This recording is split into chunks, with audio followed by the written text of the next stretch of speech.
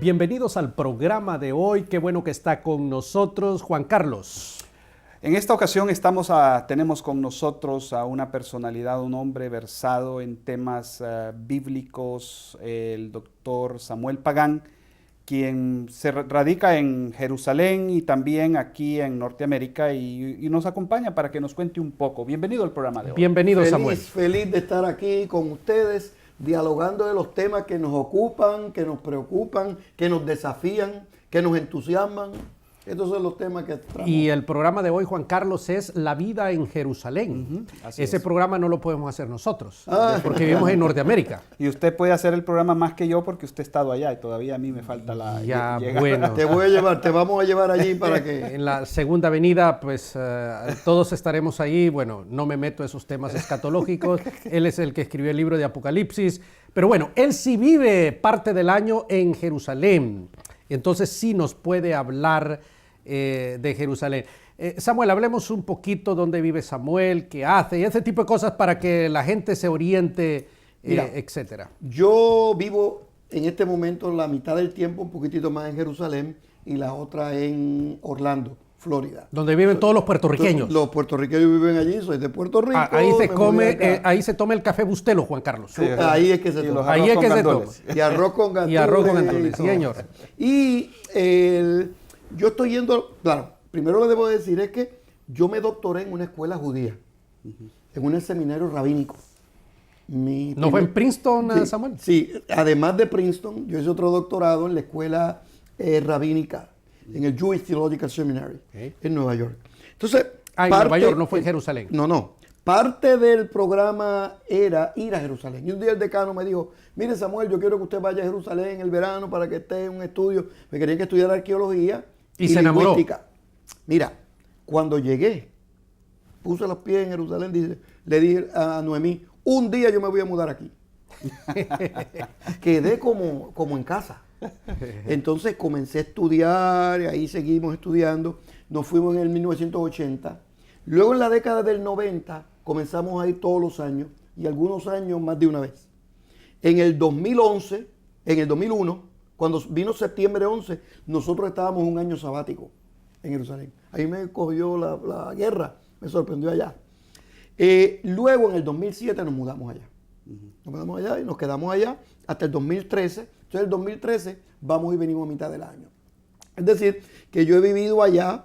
Tengo muy buenos amigos judíos, muy buenos amigos palestinos, muy buenos amigos rabinos, muy buenos amigos musulmanes, cristianos también que viven allí. Algunos creen, otros no creen, algunos son judíos que creen de más, otros creen de menos. ¿Qué hace Samuel Pagán en Jerusalén? Yo enseño, primero llegué allá para enseñar Biblia en la Universidad Al-Khalima, que es la Universidad de la Palabra, que es un proyecto de la Iglesia Evangélica en Belén. Iglesia Evangélica Luterana en Belén. Y ahí me invitaron a enseñar. Claro, en Estados Unidos y en América Latina, mis estudiantes son candidatos al ministerio. Estudiantes de teología, sí, claro. Laicos interesados en la teología. Pero en el Oriente Medio mis estudiantes son candidatos a guías turísticos. Interesante, ¿eh? Porque si uno... Ahora entendemos por qué esos tipos, Juan Carlos, cuando uno va a Israel... parecen más evangélicos que nosotros mismos. Claro. Son entrenados por Samuel Pagán. Sí, muchos de ellos. Es interesante que uno quiere ser guía turístico en México, digamos, Ciudad de México. Ya. Nos están viendo mucha gente en la Ciudad de México. Sí, claro. Pues uno tiene que saber la historia de México. Hombre, claro. Los nombres de los patricios, los políticos, los lugares de importancia. Y si uno quiere ser guía turístico en la Tierra Santa, tarde o temprano tiene que estudiar la Biblia. Y ahí llego yo. Sí, claro, por supuesto. Entonces, llegamos allí. Cuando culminamos en Dar al-Khalima, entonces me invitaron a enseñar en este programa que es el Jerusalem Center for Biblical Studies, que es el Centro de Jerusalén para los Estudios Bíblicos, que es un programa de educación continua para pastores y laicos que quieren ir a la Tierra Santa, pero no para un peregrinar turístico, sino que quieren algo más profundo. Entonces, hemos preparado una serie de programas de forma tal que la gente pueda ir y el objetivo de la escuela es que se transformen las vidas y los ministerios. De eso que es ¿Y por cuánto tiempo van los alumnos de Iberoamérica, por decir algo? algunos van de 12 días, otros de 10 y otros de 8. Ok. Pero son temas. ¿Y Por qué, ejemplo, y qué curso reciben? exacto. Por ejemplo, hay un programa que es el programa que yo enseño propiamente, que destaca la figura de Jesús de Nazaret. Hay otro que destaca David. Y acabo de escribir un libro sobre David. En estos días salió por ahí. Vamos a hacer un programa de eso. De David, vamos a hacer un programa de David nada más. Para David hay 2 o 3 programas. O sea, hay otro programa que es para la Galilea. O sea, y hay un programa que va a todos los sitios. Por ejemplo, una de las cosas cuando uno llega a la Galilea es que se da cuenta que el 80% o más del ministerio de Jesús se llevó efecto alrededor del lago. Sí, sí. Ese lago fue testigo y que cuando uno estudia la Galilea y estudia el Nuevo Testamento, especialmente los evangelios, especialmente los sinópticos, uno descubre que todo lo que hizo Jesús, todo se divide en 5 áreas. Enseñanzas, sanidades, liberación de cautivos, endemoniados, resurrecciones de muertos, entre de la de él, y milagros sobre la naturaleza. Caminar sobre las aguas, calmarla. Y todo eso, cualquier cosa que hizo Jesús, se puede catalogar una de esos. El 80% fue en Galilea.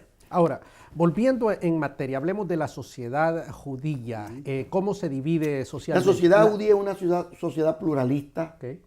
Es un pueblo extraordinario, gente noble. De acuerdo, gente clase media, trabajadora. clase alta, hablemos de eso. Bueno, el Estado de Israel es un país desarrollado. Sí, claro. Claro. La gente me pregunta, ¿hay pobreza? Claro está, que hay pobreza como ¿Qué cualquier porcentaje de país. la población es...? No te sabría decir los niveles de pobreza, pero sí te puedo decir que la pobreza que nosotros vemos en América Latina es única. El tipo de pobreza que nosotros vemos en el Oriente Medio es diferente. Tienen casas de cemento, casas de piedra, pero dentro tienen dificultades socioeconómicas, etcétera, etcétera. O sea, que el golpe nosotros tenemos en América Latina miseria, desesperanza. O sea, las situaciones políticas y económicas de América Latina han generado un tipo de pobreza que no es fácil de describir. En Israel hay pobreza, pero no así como aquí. Pero la sociedad vive muy bien. El 72% de la sociedad israelí es secular. El 28% es religioso. Pero ese 28% vive mayormente, no únicamente, pero mayormente en Jerusalén. Entonces uno va en Jerusalén y ve los 3 grandes movimientos judíos, que se dividen en otros internamente, ¿verdad?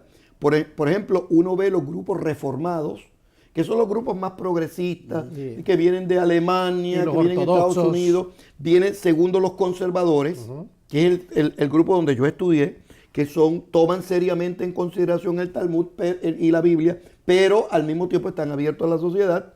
Y el tercer grupo, que son los ortodoxos. La barba. Entonces los ortodoxos se dividen entre ortodoxos, ultraortodoxos y más que ultraortodoxos. A la vida. Entonces eso suena a calvinismo, hipercalvinismo y demás. uno tiene de todo. Tenemos que ir a una pausa, Samuel. Muy bien. Tenemos que interrumpir desafortunadamente. Muy bien. Muy bien, vamos a una pausa, no se vaya, permanezca con nosotros.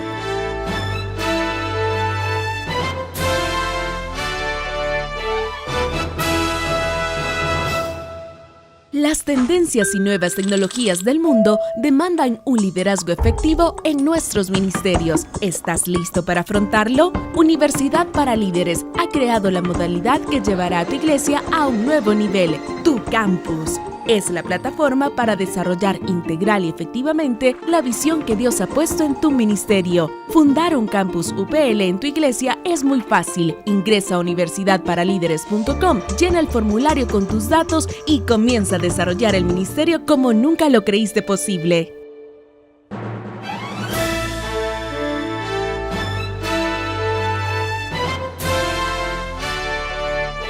Es un gusto tenerle con nosotros. En esta ocasión tenemos con nosotros al doctor Samuel Pagán y estamos abordando el tema de cómo se vive en Jerusalén, en Israel, cómo se estructura la sociedad. Así que permanezca con nosotros. Estaba diciéndonos, Samuel, que el 22% son religiosos, el 78% no 28 y 72. 28 religiosos. 28 religiosos y 72 no, que son seculares. Y de esos están divididos en los conservadores, los reformados y los ultra, los que llamamos ortodoxos, que también están subdivididos. ¿Cuáles son los que están ahí en el muro de las lamentaciones haciéndole así? Genuflexiones, sí. Esos son diversos grupos ortodoxos. Es interesante que el muro de las lamentaciones en castellano se conoce como muro de los lamentos, pero que no describe realmente cómo es. Solamente en español se llama así. ¿Y en hebreo cómo se dice eso? Kotel. Pero es un muro, se conoce como las lamentaciones en español porque solamente se le permitían en el medievo a los judíos ir a orar el día de Yom Kippur. Entonces se ha quedado con ese asunto el muro de los lamentos. ¿Y cuál debe ser el nombre correcto? No, el muro de los lamentos es correcto. Pero lo que quiero decir es que allí también se canta, se ora, se baila, se celebra, se hacen la bar mitzvah, bat mitzvah, y es un ambiente de ¿Por qué no dejan entrar las mujeres allí, Samuel? Bueno, lo dejan entrar en un lugar. Sí, pero las nenas con las nenas y los nenes con los nenes. Sí, pero no en el lugar principal. No, porque recuerda que en la sociedad del Oriente Medio se ha organizado para que las mujeres tengan sus actividades y los hombres sus actividades. Por ejemplo, la fiesta. ¿Y por qué hay que taparse la cabeza, Samuel? ¿Por qué hay que taparse la cabeza? Porque hay que recordarle a los seres humanos, a los varones, que no importa quién sea, hay alguien sobre ellos. Interesante. Y ese es Dios. Eso cambia la perspectiva. Eso cambia la perspectiva. Y se mueven y hacen genuflexión para orar porque es una forma de concentrarse. Esa es la explicación antropológica. La explicación teológica es que si ante la presencia del Señor la tierra tiembla, imagínense los seres humanos. Hablemos de política. ¿Está el Partido Laborista? ¿Qué otro partido político? Mira, hay conservadores. Tradicionalmente la política de Israel estaba moldeada a la luz de la política de Inglaterra. Claro. Porque son los que heredan, ¿verdad? Claro. El mandato de la Primera, Segunda Guerra Mundial. Pero ahora se ha diferenciado mucho y hay los partidos mayoritarios, laborista y conservador, pero ahora hay otros partidos más conservadores, ultraconservadores. ¿Cuántos partidos políticos hay? No sabría, no sé. Cuando hablamos 15, de conservadores 20. en un partido, nos referimos en el sentido político, no en el sentido religioso, ¿no es cierto? El sentido político, son partidos políticos. Ok, eso significa que tienen más ideas pro, digamos, empresa privada, son menos socialistas, tienen más o menos participación del Estado en la vida económica. Israel se funda por personas con ideología socialista. Recuerda que vienen por el espíritu del sionismo que viene de Europa, vienen de Rusia, establecen los kibbutz, los centros que tienen en común. Ahora no, la ley de Israel cambió de los kibbutzim en el 1992 y ahora los kibbutz son empresas y uno ve la empresa privada en Israel muy fuerte, pero al mismo tiempo el gobierno es fuerte también. Hablemos del Congreso, del Knesset. ¿Cuántos diputados forman? Son 120. Y uno para ganar necesita 61 votos. Es decir, cuando tiene mayoría y son los que eligen al primer ministro. Y esa mayoría es la que elige el primer ministro. Nosotros estamos acostumbrados al voto directo. Allí se dividen por partido y el partido que tiene más bancas, más lugares en el Knesset, el líder de ese partido es lo que llamamos, Juan Carlos, elecciones de segundo grado, las que llamamos nosotros en América Latina. Claro. Entonces, ¿cuáles son las funciones que tiene el presidente de Israel, que es diferente al primer ministro? Sí, exactamente. El presidente es la figura ceremonial, la figura que representa el Estado. No se debe meter en política partidista. Ese es el primer. Pero no importa quién nombre, viene de algún partido. Claro. ¿Entiendes? Pero la verdad es que hasta ahora, la impresión que yo tengo es que los presidentes han sido figuras que han trascendido los partidos políticos. Y entre esa historia de presidente, Shimon Peres representa, ¿verdad? Si no el mejor, uno de los mejores que culminó en estos días que estamos preparando este programa. Pues la sociedad plural de Israel es así. Hay una broma en Israel muy simpática que dice lo siguiente, para que vean la pluralidad del Estado de Israel. Mientras en Jerusalén se ora, en Tel Aviv se hace fiesta y en Haifa se trabaja. Y así es. Que es el Porque- puerto, Haifa es porque el puerto. que está allá es el arriba. motor Señor, económico economía. Sí, del sí. país, Sí. mientras que Tel Aviv es una capital de Europa. Sí, O sea, uno dice ve en como Tel Nueva Aviv, York y una cosa sí, así. Sí, sí. Es un Europa en el Oriente Medio. Ahora, digamos, tenemos nosotros nuestros televidentes ven a Israel bajo la concepción bíblica. Sí, claro. Sin embargo, cuando se habla de un 72% de una sociedad secularista, Sí. me pone a mí a pensar, realmente, ¿es Israel el pueblo de Dios?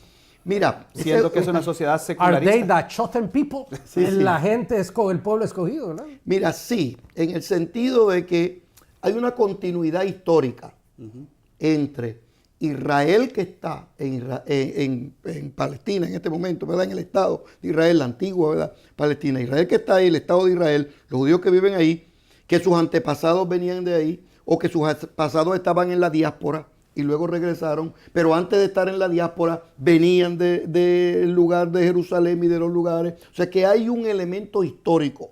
Pero al mismo tiempo, ese problema, ¿cuál es el pueblo de Dios? Lo resolvió el apóstol Pablo diciendo que la iglesia era el nuevo Israel. ¿Entiendes? O sea que uno tiene que hilar, ¿verdad?, con mucha delicadeza, porque sí, Israel es importante para Dios, pero no podemos olvidar que la iglesia también se convierte en el nuevo Israel y que hereda lo que, ¿verdad?, a los suyos vino y los suyos no le recibieron. O sea que es un asunto teológico con mucha sutileza. La gente me dice, pues no es. No, espera un momentito. Sí, pero. Y pues es nada más. Sí, pero. Es cuestión de entender que hay una continuidad histórica, pero también está la presencia de la iglesia y está la presencia de los cristianos. Ese es el siguiente tema. Claro. La presencia de la iglesia evangélica, no católica, sino Sí. evangélica en Ay. Israel. ¿Qué porcentaje de la población es lo que nosotros decimos en Norteamérica, nacida de nuevo, born again people, Evangélico. nacido de nuevo? Por ejemplo, de los 8 millones del Estado de Israel, Sí, 2 más, 2 menos, 8 ya, millones. 8 millones. Es el 20% no son judíos. Son 1.600.000. De ese 1.600.000, el 2% es cristiano. Estamos hablando de... Cristiano puede ser ortodoxo, no, todavía. católico. Cualquiera. O católico, cualquiera, el 2%. Pero de ese 2%, de esos 32.000, el 2% es evangélico. 3.000 y algo. Por 6.000. 6.000 personas en un pueblo De 8 millones. Lo dejamos para el otro segmento, Sí, para por hablar de ese tema. Juan Eso Carlos. ya tenemos que jalarnos los pelos, hermano. Sí, definitivamente hay que hablar de ese tema. Muy bien. No se vaya, permanezca con nosotros. Seguimos abordando este interesantísimo tema.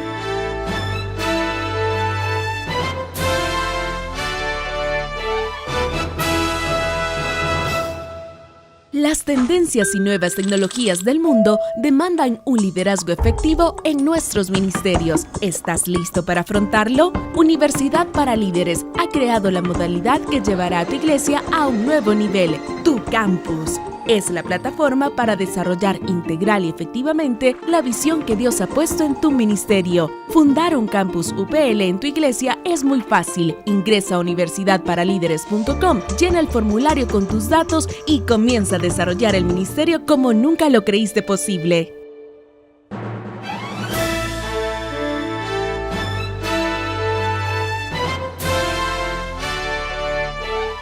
Qué bueno que está con nosotros. Estamos hablando sobre un tema muy interesante, cómo se vive en Israel.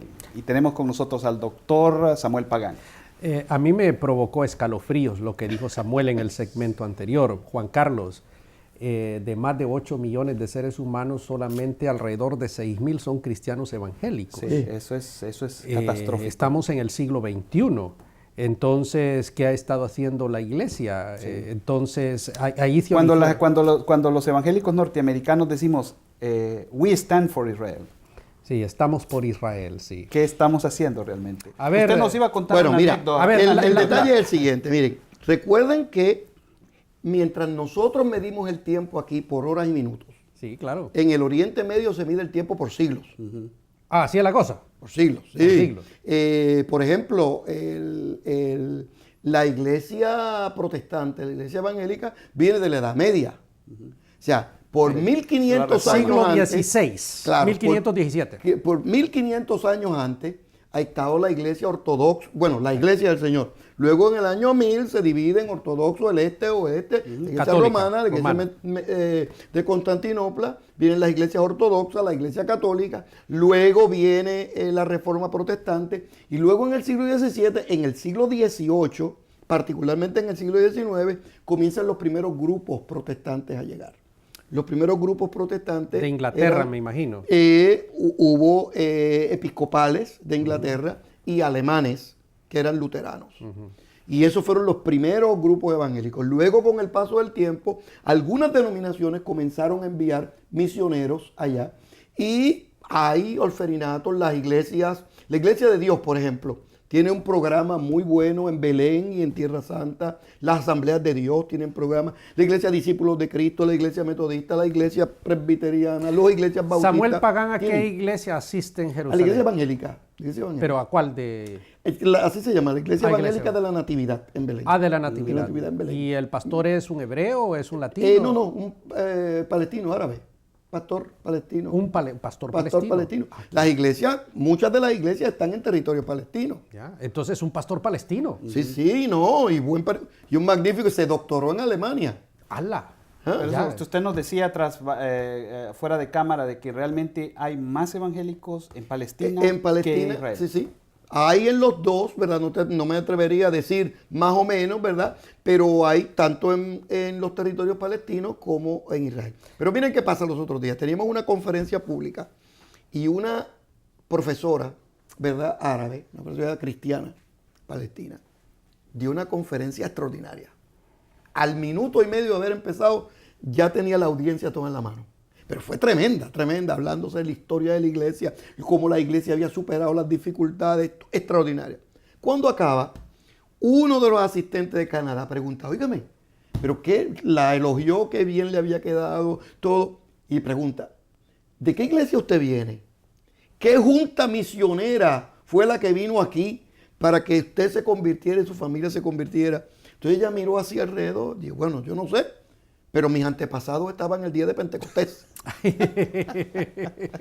Interesante, porque ellos se miran a sí mismos. Claro. O sea, ¿cuál es el punto más importante, históricamente hablando, verdad, de la iglesia, aparte de la resurrección de Jesús y su nacimiento? Pues el día de Pentecostés. Entonces, según el texto bíblico, ese día de Pentecostés habían edomitas, judíos, coptos, Ahora, todo eso. las iglesias ya son étnicas, por ejemplo, si es pastores palestinos, son todos palestinos los que están, hay judíos, hay de otras Bueno, nacionalidades.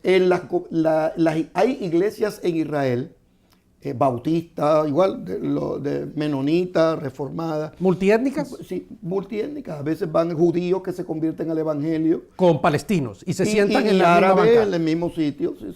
Y, por ejemplo, el idioma en la iglesia que En ustedes Palestina se adora en árabe. No, yo sé, pero por ejemplo, la iglesia evangélica, por ejemplo, donde En asiste- árabe, en árabe. Entonces, ¿tú entiendes árabe? Sí, ¿no? sí. Pues hombre, el hombre entiende, habla árabe y todo eso. Digo, uno no, ¿verdad? No me atrevería a predicar ahora, me invito en árabe, ¿verdad? Pero uno, si me insultan, sé que estoy insultado.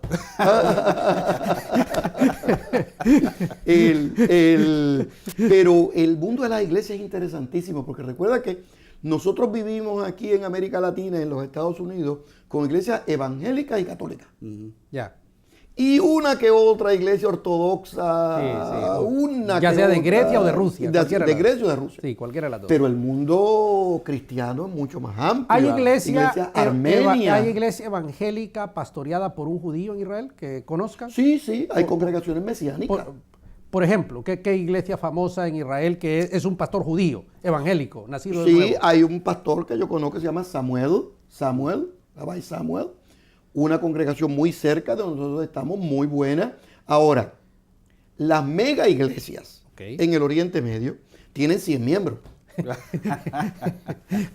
Por ejemplo, esta iglesia de Palestina, la iglesia evangélica, Tendrá 110. o sea que es una mega iglesia. Eso es una mega iglesia con unas Y instalaciones. cuando adoran el nombre de Dios es Alá. El nombre de Dios en árabe es Alá. Alá.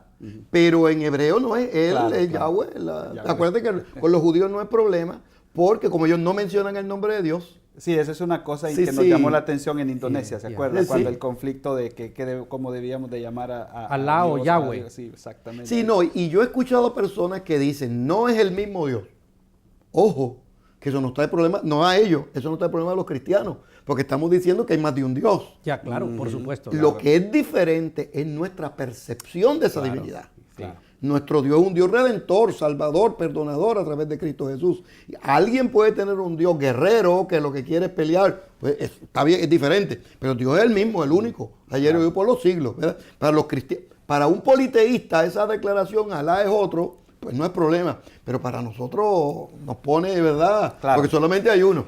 Hay el desafío para la Iglesia Evangélica Latinoamericana que piensa en misiones. Hemos tenido programas hablando de misiones. Hay sitio para hacer misión. ¿Hay Mira, espacio hay lugar, en hay Jerusalén o Israel? sitios, gente en necesidad en Palestina, gente en necesidad en Israel, las nuevas personas que llegan en el sur, hablar de Israel nada más, en el sur de Israel hay nuevos colonos de Israel que vienen de diversas partes del mundo, que necesitan apoyo moral, espiritual. Muchos de los grupos que vienen de Rusia, por tanto tiempo haber vivido en el ateísmo, vienen sin convicciones religiosas. Y aunque son culturalmente judíos, religiosamente no son nada. Entonces tenemos oportunidad para predicarle el evangelio. O sea, si alguien te pregunta o nos ve y piensa que hay oportunidad para... Si me pregunta si hay oportunidad para la labor misionera allá, mi respuesta es categóricamente sí. Excelente. Hay oportunidad. Se nos acabó el tiempo, Juan Carlos. Se fue. Se fue. ¿Cómo va a Dirección ser? dice, se Ese acabó. problema, Samuel. nosotros aquí medimos en horas y minutos y allá Sí, lo miden en no, siglos. o sea que allá en Israel seguiríamos. Seguiríamos. No, aquí ya nos dice dirección que se acabó.